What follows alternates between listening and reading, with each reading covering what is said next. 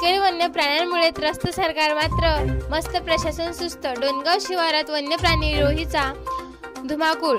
आज दिनांक 2/2/2024 रोज शुक्रवारला डोणगाव शिवारातील शेतकऱ्यांच्या शेतामध्ये वन्य प्राणी रोही हे 30 ते 40 प्राणी समूहाने चरत असताना शेतकऱ्यांनी प्रत्यक्ष घटनास्थळी IB7 न्यूजच्या पत्रकाराला संपर्क साधून त्यांना घटनास्थळी बोलवून सदर वन्य प्राणी रोही यांच्या समूह जे 30 ते 40 वन्य प्राणी हे शेतकऱ्यांचे कसे शेतमालाचे नुकसान करीत आहेत हे दाखवित असतानाच त्यांनी आपल्या प्रतिक्रिया IB7 न्यूजच्या पत्रकाराशी दिल्या। त्यांचे असे म्हणणे आहे की मागील काही वर्षापासून शेतकऱ्यांचे हे नैसर्गिक आपत्तीमुळे तसेच शेतकऱ्यांच्या शेतमालाला योग्य ते भाव मिळत नसल्याने अगोदरच शेतकरी हा आत्महत्या करीत आहे, तसेच त्याची आर्थिक परिस्थिती ही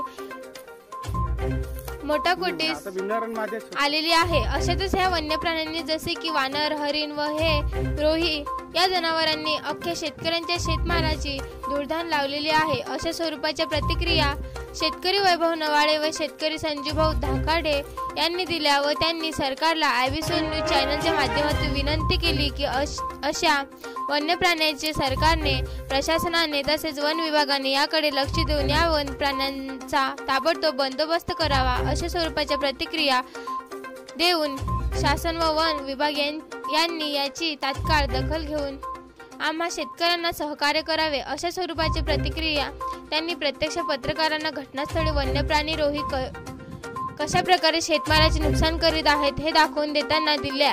आपण बघत आहात IB7 न्यूज लाईव्ह। प्रल्हाद खोटके, तालुका प्रतिनिधी, मेहकर। आपण पाहतात इंडिया बुलेटिन न्यूज लाईव्ह। आज रोजी आपण कास्तकारांच्या शेतामध्ये आलेलो आहोत। या कास्तकारांच्या शेतामध्ये वन्य प्राणी हे आज हैदोस घालीत आहेत, तेव्हा आपण प्रत्यक्ष त्या कास्तकारांना त्यांच्या शेतात होत असलेल्या नुकसानीबद्दल आपण त्यांची प्रतिक्रिया घेऊया। आधीच या नैसर्गिक आपत्ती आणि सरकारच्या आडीलतट्टू धोरणामुळे शेतकरी पहिलेच मेटाकुटी झालेला आहे आणि त्यातल्या त्यात आणखीन एक नवं संकट ओढवलेले या वन्य प्राण्यामुळे कुठेतरी थांबवायला पाहिजे। आर्थिक संकट आणि नैसर्गिक आपत्तीमुळे आधीच शेतकऱ्याचे एकरी 3-4 पोते सोयाबीन झालं, नंतर तुरीची तीच परिस्थिती आणि या वन्य प्राण्यामुळे आणखीन काही नुकसान सोसावं लागून राहिलेले शेतकऱ्याला। तर हरभरा, तुरीचं बरेच नुकसान झालेले आहे। आता तुम्ही व्हिडिओ मध्ये पाहणारच आहे, पण जे वनरक्षक विभागाला विनंती आहे की याकडे त्यांनी दुर्लक्ष होत आहे त्याच्याकडे लक्ष देऊन याचा कुठेतरी या बंदोबस्त करण्यात यावा, अशी सर्व शेतकऱ्यामार्फत माझी विनंती आहे। तर हे होते शेतकरी। सर, आपलं नाव सांगा। वैभव नवाळे, डोणगाव। तर हे होते वैभव नवाळे। यानंतर आपण माजी सरपंच माननीय संजूभाऊ पटेल यांची प्रतिक्रिया घेऊया। शासनाने वन्य प्राण्यावर लक्ष देऊन कास्तकाराला सहकार्य करण्याची भूमिका करावी, मी अशी विनंती करतो शासनाला।